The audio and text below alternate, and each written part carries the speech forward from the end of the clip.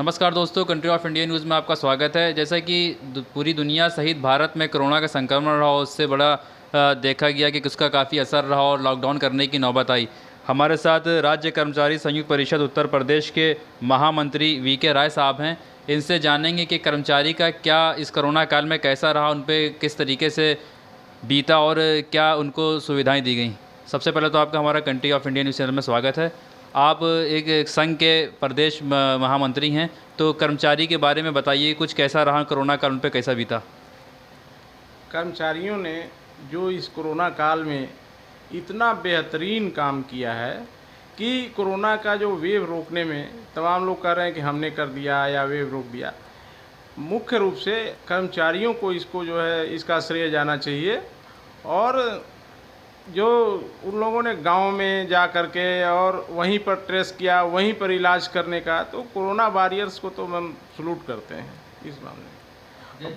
जैसे कि अभी कोरोना वायरस में जो चला, उसमें कई कर्मचारी जो है वो दुखद उनकी मौत हुई। उस सिलसिले में सरकार के द्वारा क्या सुविधाएं उनको प्रदान की गई, क्या उनके परिवार को कुछ सहायता प्रदान की गई?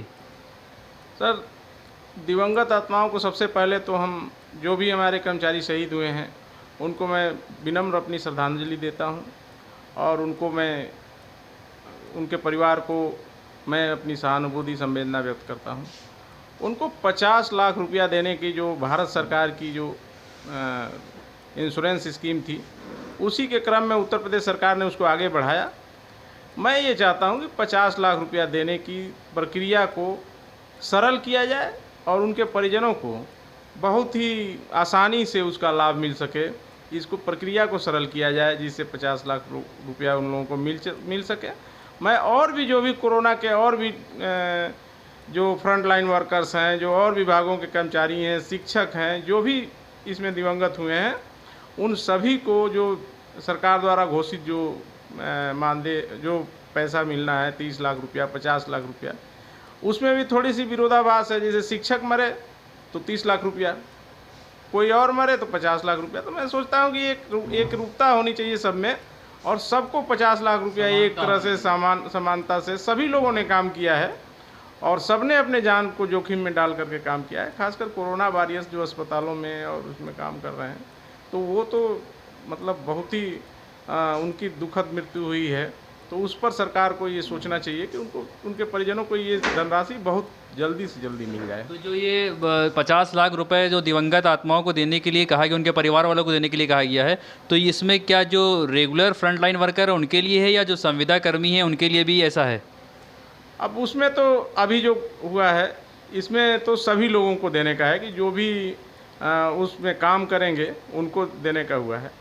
साथ ही जो अभी अस्पतालों में जो वर्कर काम कर रहे हैं, जो कोरोना वॉरियर्स काम कर रहे हैं, उनको कुछ 25% एक्स्ट्रा मानदेय देने की भी शासनादेश निर्गत किए गए हैं, लेकिन अभी लोगों को मिल नहीं पा रहे हैं।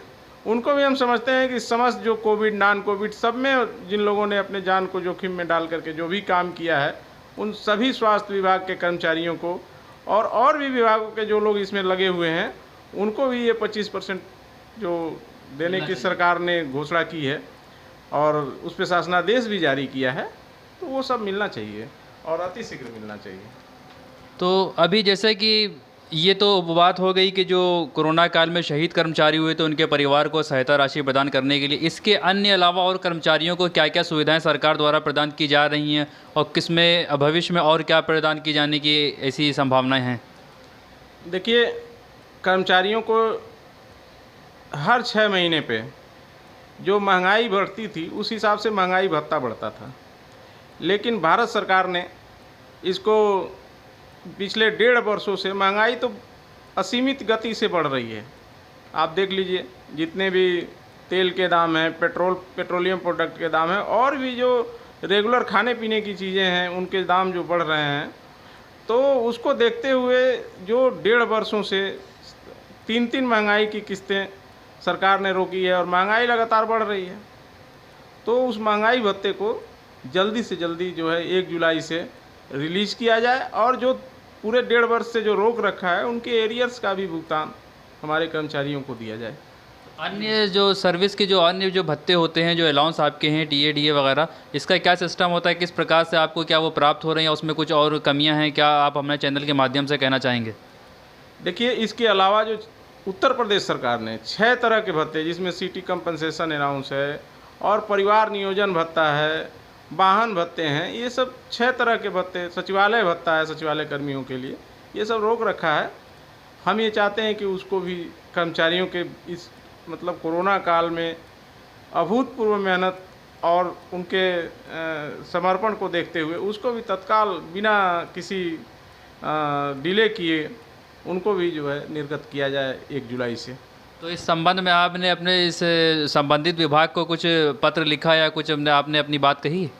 हम लोग लगातार चीफ सेक्रेटरी महोदय के और अपने माननीय मुख्यमंत्री जी के पत्र के माध्यम से और अपने उच्च अधिकारियों को समय समय पर अवगत कराते रहे हैं। भविष्य के लिए कोई आश्वासन कुछ? हाँ, बोले तो हैं कि अगर केंद्र सरकार करेगी तो यहाँ पर भी रिलीज किया जाएगा। देखिए, तो सभी विभाग के कर्मचारियों के लिए आपका एक जिम्मेदार पद पे होने के लिए क्या संदेश है? कर्मचारियों के लिए आपकी क्या सहानुभूति है? हमारे चैनल के माध्यम से क्या कहना चाहेंगे? नहीं, सभी कर्मचारियों को पूरे मनोयोग से काम करना चाहिए। जिसकी भी जो बारी आए अपने उसमें टीका भी लगवाएं। मुख्यमंत्री जी ने एक अच्छा निर्णय भी किया है कि कुछ पत्रकारों के लिए भी, हमारे कर्मचारियों के लिए अलग बूथ, महिलाओं के लिए अलग बूथ वगैरह बनाया है। तो ये कुछ स्वागत योग्य कदम है। अधिक से अधिक लोगों का वैक्सीनेशन हो। और एक मुद्दा और है, जो ठेका और संविदा वाले कर्मचारी जिन्होंने बहुत ही इस पेंडेमिक में काम किया है, तो उनको भी एक जीने लायक वेतन, बहुत कम उनकी वेतन है, उनको भी एक जीने लायक वेतन दिया जाए। और जब भी रेगुलर भर्तियां अभी उत्तर प्रदेश सरकार करने जा रही है, तमाम रिक्त पदों को भरने का उन्होंने जैसा कि अपनी घोषणा की है, तो उसमें जो उनके पदों के अनुरूप जो भर्ती हो तो उनको उसमें वरीयता दी जाए। ये फिर हम लोग मांग कई बार किए हैं और फिर भी हम आपके चैनल के माध्यम से ये मांग कर रहे हैं कि उनको जो है वरीयता दी जाए। ठीक, बहुत बहुत धन्यवाद।